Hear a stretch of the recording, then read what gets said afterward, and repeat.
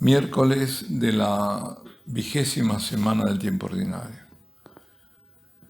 Lectura del Santo Evangelio según San Mateo. En aquel tiempo dijo Jesús a sus discípulos esta parábola. El reino de los cielos se parece a un propietario que al amanecer salió a contratar jornaleros para su viña. Después de ajustarse con ellos en 1 denario por jornada, los mandó a la viña. Salió otra vez a media mañana, vio a otros que estaban en la plaza sin trabajo y les dijo, «Id también vosotros a mi viña y os pagaré lo debido». Ellos fueron. Salió de nuevo hacia mediodía y a media tarde e hizo lo mismo. Salió al caer la tarde y encontró a otros parados y les dijo, «¿Cómo es que estáis aquí el día entero sin trabajar?». Le respondieron, «Nadie nos ha contratado». Él les dijo, «Y también vosotros a mi viña». Cuando oscureció, el dueño dijo al capataz, «Llama a los jornaleros y págales el jornal, empezando por los últimos y acabando por los primeros». Vinieron los del atardecer y recibieron 1 denario cada uno. Cuando llegaron los primeros pensaban que recibirían más, pero ellos también recibieron 1 denario cada uno. Al recibirlo se pusieron a protestar contra el amo.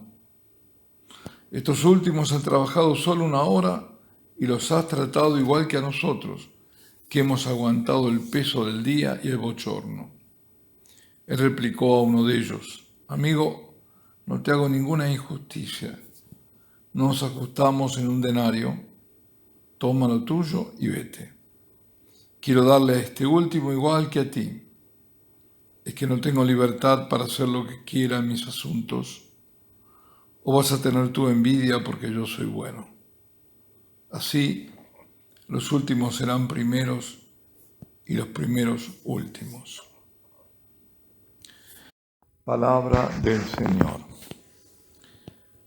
Empezamos el Evangelio donde había terminado el anterior, con aquella frase, para no pocos difícil de entender. Decía, muchos primeros serán últimos y muchos últimos serán primeros. Hoy parece que el Señor vuelve a la sentencia más explícita. Pero aún así, cuando leen este pasaje a muchos les sorprende todavía ese comportamiento del dueño de la viña. Les desconcierta.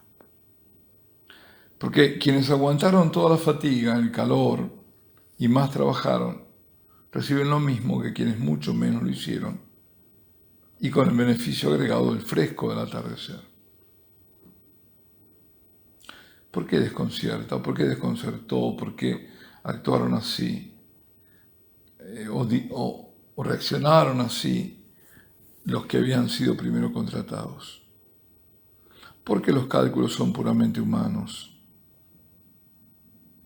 Deberían antes preguntarse si habían estos últimos aprovechado la situación, quedándose ellos intencionalmente para el final. Seguro que no. ¿Sabían que irían a ser contratados o corrieron el riesgo de quedarse sin trabajo y sin paga? O expresado en otros términos, ¿eran acaso culpables estos últimos de haberse aprovechado para recibir lo mismo con menor esfuerzo? No, es que nadie los había llamado. Su voluntad no era permanecer ociosos.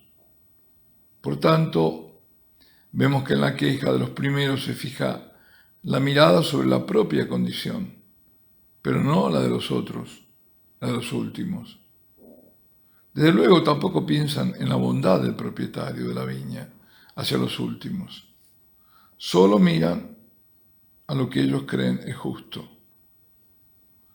El dueño paga a todos por igual, no se aprovecha de los que sin culpa estuvieron sin hacer nada. Además, puede hacer lo que quiera con su dinero.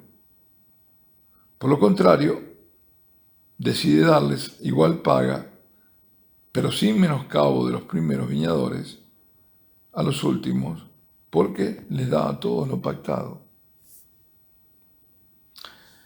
Sin embargo, ese beneficio de los últimos es percibido, como digo, por los otros como injusto, como algo que les ha sido quitado, que les era debido a ellos.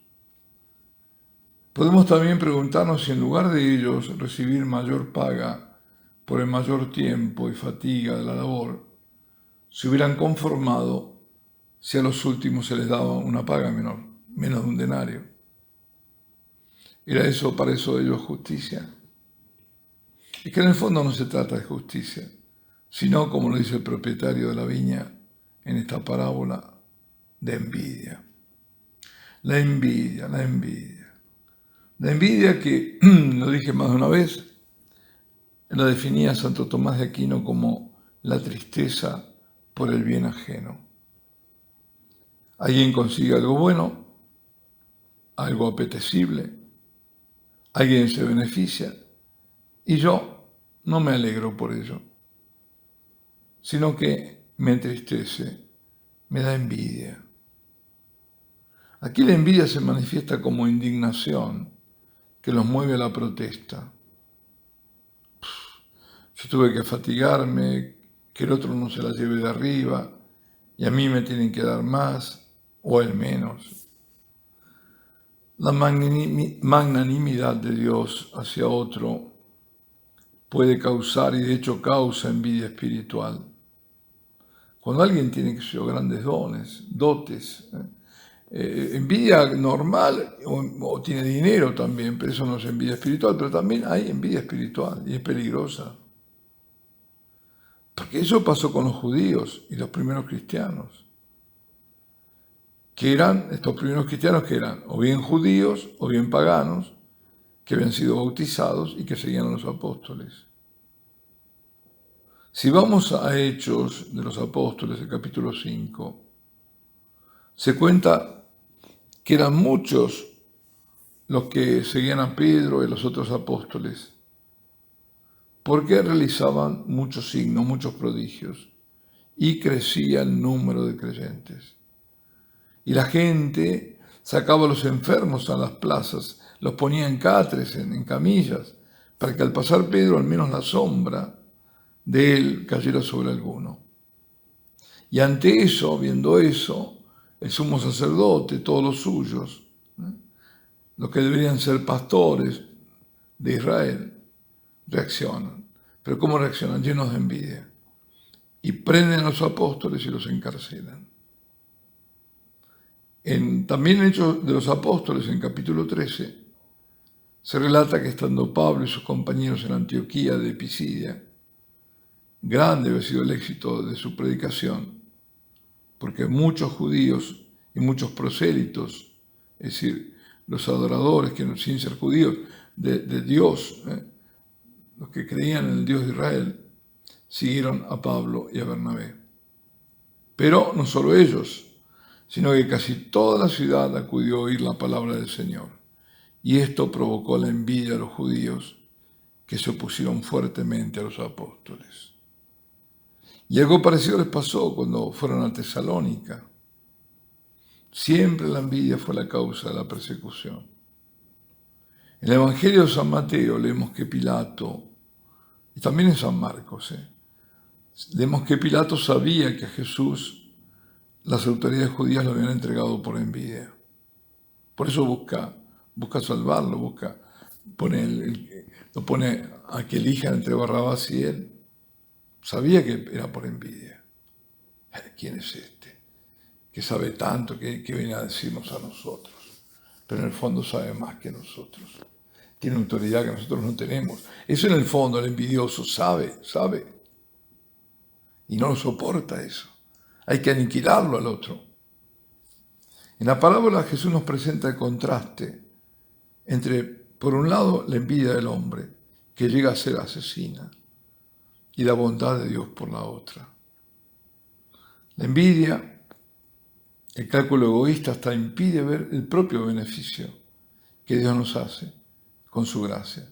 Ellos no veían que tenían trabajo, que iban a cobrar un denario. No, la envidia te obnubila, te enceguece. Porque después de todo se trata de gracia, tanto para unos como para otros. Y que el Señor te llame es una gracia inmensa en sí misma.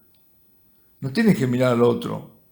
Si a último momento y tú estuviste siempre cargando y no sé.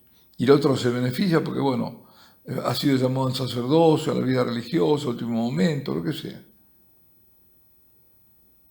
Cuentan que un niño estaba escuchando esa parábola. ¿Cómo hacen los niños, no? Un poco jugando, pero como hacen ellos, también con un oído alerta. Los chicos hay que desconfiar. La gente dice, no están jugando, no, están jugando, pero a un oído lo tienen alerta. Y al final dijo este chico, dice, no sé por qué se molestaron esos, si ellos habían estado con el Señor todo el tiempo. ¡Qué maravilla! Si conociéramos el don de Dios y quién nos llama a trabajar a su viña. Si realmente fuéramos como niños, como dice el Señor, aquí tenemos ese ejemplo de ese niño. Sobre todo, si conociéramos el don de Dios y qué don Dios nos dio por trabajar en la viña, sobre todo los pastores. Porque de eso incluso trata la primera lectura. El Señor reprocha a los pastores de Israel que no apacientan las ovejas, sino que se apacientan a sí mismos, que descuidan el rebaño, lo dejan a merced de lobos expuestos al pillaje, y el rebaño anda perdido. Los pastores de Israel, los pastores de la iglesia, que piensan en el poder y que abusan de ese poder, que se apropian del rebaño cuando el rebaño es de Cristo, y el rebaño que vaga perdido, confundido, porque Cristo les dice una cosa y ellos les dicen otra. Porque quienes deben darle la luz no se la dan o lo sumen encima en la oscuridad, en el error, en la mentira, en la herejía. Pastores que hacen política, que arrastran a la apostasía. A todos nos va a pedir cuenta el Señor. A todos. Y termina diciendo Dios en la primera lectura por boca de Ezequiel: a los pastores les reclamaré mi rebaño, dejarán de apacentarlo y ya no podrán apacentarse a sí mismos. Yo mismo buscaré el rebaño y lo cuidaré. Es decir, ya no podrán apacentarse a sí mismos. ¿Por qué? Porque dejarán de explotar a los fieles. Les será quitado el poder, porque yo, dice el Señor, seré el pastor. Si esta profecía, además de aplicarla a lo que ocurrió con Israel y con la venida de Jesús, que quitó el poder a los jefes de Israel, y fue Él, para aquellos que lo reconocieron como Mesías, el pastor. Dicho sea de paso, precisamente las profecías presentaban al Mesías también como pastor de Israel, además de rey de la dinastía davídica. Digo, si además de aplicar la profecía al pasado, la actualizamos, entonces el Señor dice a los malos pastores de hoy que les arrebatará el rebaño para que lo sigan solo a Él. ¿Qué responsabilidad tenemos encima? Qué grande. Qué tremendos son estos tiempos de tribulación, pero de tanta gracia, porque hay que verlo del otro punto de vista también. El Señor nos está llamando, y llamando para que seamos pastores, para que lo sigamos a Él, para que trabajemos en su viña. Queridos hermanos, que nos demos cuenta de todo esto, que seamos conscientes de qué tiempo estamos viviendo. Algunos están todavía pensando que la señal que va a pasar, que tal dijo no sé qué, que en octubre, pero hermano, pero amigo, si esto está ocurriendo ya, ¿qué tienes que esperar? ¿Qué esperan? La hecatombe, que no sé, el asteroide. No, ya, esto está ya. Y ya tenemos que rezar y ya defender la verdad, y ya resistir al mal, y ya resistir a la mentira, y ya resistir a la herejía, ya, ahora, no mañana, no mañana. Alabado sea Jesucristo, sea por siempre bendito y alabado.